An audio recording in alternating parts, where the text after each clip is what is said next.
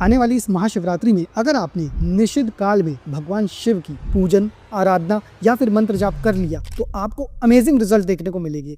लेकिन उससे पहले आपको ये समझना होगा कि आखिर ये निषिद्ध काल होता क्या है। तो आपको मैं बता दूं कि ये वो टाइम इंटरवल विंडो होती है आधी रात की, जो कि सबसे पावरफुल होती है मंत्र साधना, यंत्र साधना या फिर तंत्र साधना के लिए।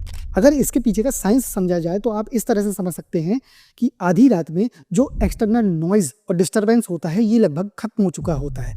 बाहर का शोर शराबा बिल्कुल शांत हो चुका होता है। इसके कारण जो हमारे कॉर्टिसोल हार्मोन्स हैं, जो कि हमें पूरे दिन एक्टिव रखते हैं एक्सटर्नल एनवायरनमेंट के लिए, वो बिल्कुल शांत हो चुके होते हैं।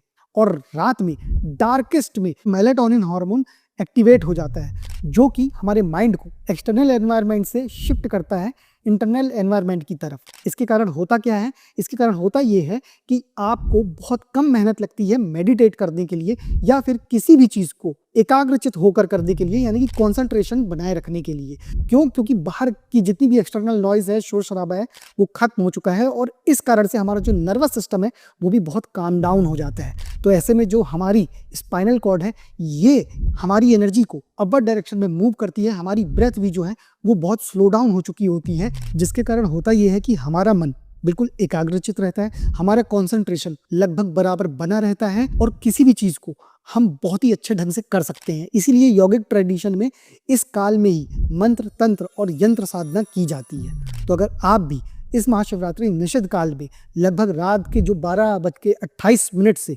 1:18 के बीच पड़ रहा है, इसमें अगर आप भगवान शिव की पूजा करते हैं तो आपको अमेजिंग रिजल्ट्स देखने को मिलेंगे।